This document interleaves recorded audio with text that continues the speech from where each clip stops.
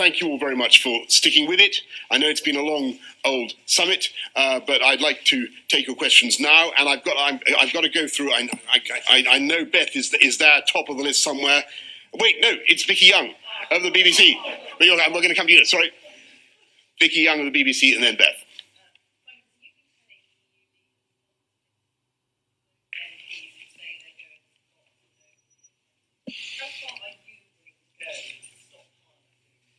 Well, look, you know my position on this, Vicky, and I hope everybody knows that.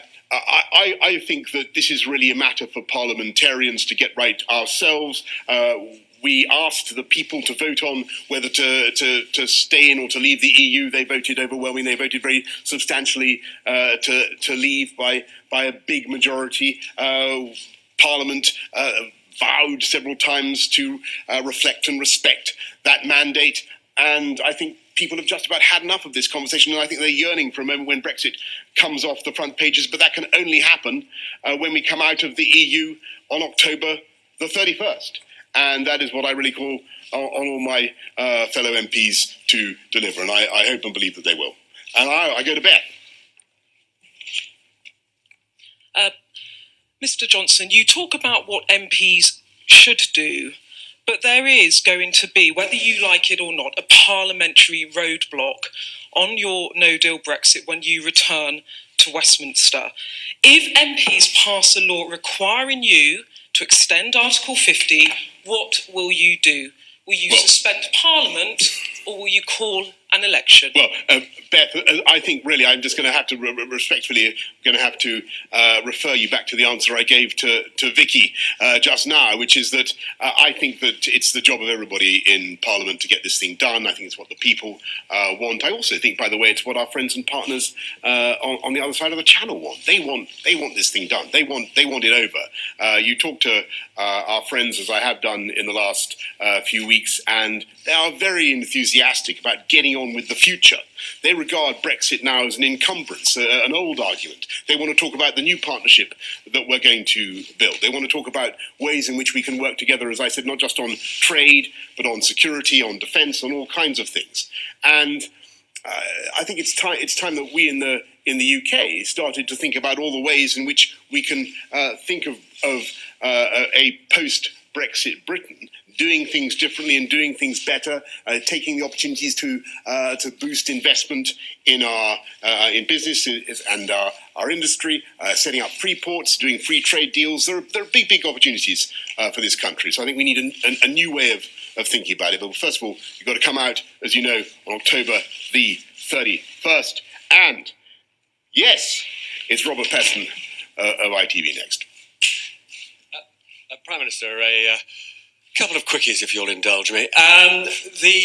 Just put a question to the US President Trump, and what President Trump said was he now thinks it highly likely that there'll be a no-deal Brexit. He's right, isn't he? Did he say that? He said the EU is a tough negotiator, rather implied. Is that what he said? Can someone clarify this before we go any further? Is that what Johnson? Okay. Back him up. Come on, back him up. Anyway, look. He said something on those lines. He said exactly that. Okay. Right. Bloody hell. This is going to be an impossible clip to use. Never mind. The President said something about how the EU was a tough negotiator. I'm going to go back to the beginning. America's president implied just now that he thought there'd be a no-deal Brexit. Do you agree with that? Tomorrow, MPs are gathering in Westminster, MPs of all parties, to issue a declaration calling on you not to use the device of suspending Parliament to force through a no-deal Brexit. Why not simply give them that commitment that you won't suspend Parliament to achieve that aim? Thanks, Robert. And I think we're really sort of circling back over the same sort of ground here. I didn't hear the President say exactly that he thought it would be a no-deal Brexit. I think what I heard him say was that the EU are tough negotiators. That's true, but then so are the Americans, and so indeed are the Australians and the New Zealanders. Everybody's a tough negotiator. You're a pretty tough negotiator, I expect. So look, but that doesn't mean we won't do a deal. And we're working very hard to do that. will be difficult. There's a substantial disagreement, but my job is to make our case, and you know what our case is. That the backstop is anti-democratic. It keeps the UK locked in the EU's customs arrangement. It keeps us locked in the legal order of the EU without any ability to influence those things. It's got to come out. It's got to change. I've made that point very, very clearly to our friends. I really think that point has now landed. So let's see where we get. And I hope that friends and colleagues in Parliament will be supportive of our efforts to get this thing done, to get rid of the old withdrawal agreement and do a much, much better deal. That's what we need to do. And I'm going to go to Steve Hawkes of The Sun. There he is. Prime Minister, sorry, just another quickie on Brexit. You're roughly 25 days away from this deadline to deliver a new alternative to the backstop. Can you give us, it seems as though there is some work taking place behind the scenes, that the chances of a deal are improving. You mentioned it yourself. What work is going to be happening now on this backstopectomy that you talk about? And if I can neatly segue into something we may all want to talk about, the cricket. Would you back calls for Ben Stokes to be knighted, and can you talk about his glorious innings? Yeah, well, look. First of all, on the backstopectomy, you've beautifully summed up the operation that we hope to be doing, and that's the necessary procedure. It's a big job, but we think it can be done. I watched it. I could only watch the highlights. I thought it was one of the most extraordinary innings I've ever seen. The shots I saw were absolutely incredible. I think I've already promised that that Ben Stokes should get a dukedom. So I don't think I can't go any higher than that.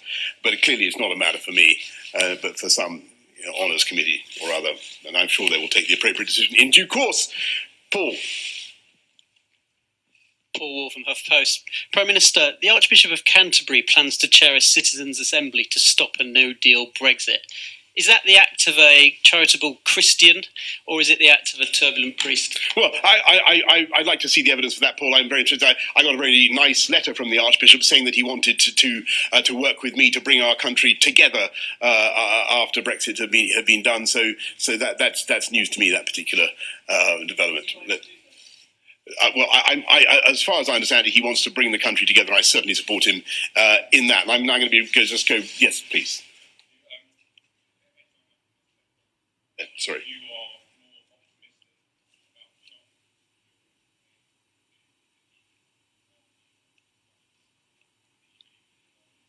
Yes, I am marginally more optimistic, but remember that all statistical estimates that I give about the chances of a deal, whether they're expressed in odds of millions to one, or getting closer, or hotter, or colder, or whatever, they all depend exclusively on the willingness of our friends and partners to compromise on that crucial point and to get rid of the backstop and the current withdrawal agreement. Yes. Stephen.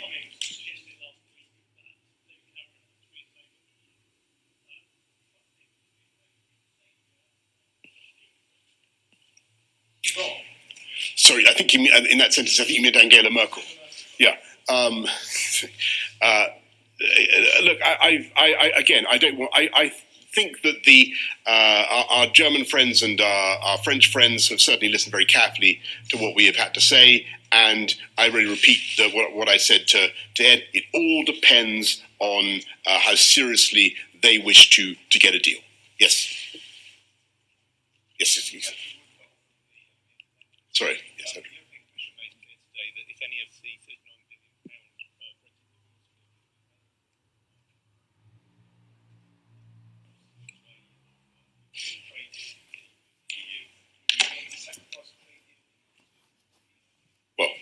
Look, under any circumstances, if there is a no-deal outcome, then substantial sums will be available, very substantial sums will be available from the 39 billion for the UK to spend on our priorities, including managing that no-deal scenario. Yes. You've had meetings with President Trump and President Morrison of Australia, who've both talked about a trade deal within the next year. Do you think there's a chance that they'll just offer you a quick deal that will rip off Britain? So, say again, a quick deal. Quick trade deal with the US and Australia. Thank you. Look, I mean, all the questions have been extremely good, but that is also very good. We do not want to do as it were, a quick deal that doesn't really maximise the opportunities for the UK. Ours is an incredibly rich and diverse economy, very, very strong, particularly in services. I would rather have a comprehensive deal with the US rather than one that focused simply on goods and agri-foods that you might be able to do fast. There are big opportunities for us. I'm going to rattle through this. And yes. Oh, sorry. Prime Minister Alex Morales from Bloomberg News. I was wondering if you could tell us if President Trump put pressure on you over the use of Huawei in the UK's 5G connections, and he's not putting any pressure on you at all? Nope. He didn't bring it up? It didn't come up in your bylaws? Hi, William James from Reuters. Prime Minister, you've talked about how the EU likes to do deals at the last minute. Are you prepared to take talks right up to October 31st, or is there a point before that where you have to just walk away? Well, I do think that the EU does tend to come to an agreement right at the end. That's what I've noticed in my own observation of Brussels negotiations. Clearly, for us, the walking away, as it were, would come at on October the 31st, when we would take steps to come out on the terms for which we will have by then made absolutely colossal and extensive and fantastic preparations, as you know. Yes. Thank you, Prime Minister. Ben Glaze, Daily Mirror. Do you have confidence in John Bercow as a Commons Speaker? I don't wish to get into. It's not the function of the Prime Minister to express confidence in the Speaker. But I hope that all parliamentarians will use their good offices to respect the will of the people and get Brexit done on October the 31st. Yes. Charlie Cooper from Politico. Why can't you make the simple pledge to not suspend Parliament over blocking no deal? Because surely be because I rely on Parliament. Dictatorial acts comparable to Charles I. Why can't you make that a simple pledge? Well, because I rely on parliamentarians to do the right thing and to honour the pledge that they made to the people of this country. Yes. Nigel Morris from The Eye. What do you make of Jeremy Corbyn's suggestion that he should be installed as the caretaker Prime Minister for temporary administration? Well, one of my missions in life is to my many missions in life is to protect the people of this country from the appalling consequences of a Labour government. And it is clear from what Jeremy Corbyn is now saying that not only if he were in power would he put up taxes on virtually everything from income to pensions to inheritance to property, not only would he align himself with some of this country's most intractable and difficult foes, but he would also renege, reject, revoke the mandate of the people. And I cannot think of anything worse for democracy or for trust in politics. And I very much hope that does not happen. And how many more do I have to go? Heather? Yes, sorry, I was going to come to you earlier. Would you like to take the opportunity to apologise to Philip Hammond, who felt his reputation was besmirched by briefings that disgruntled former ministers were responsible for the leaking of the Operation Yellowhammer documents?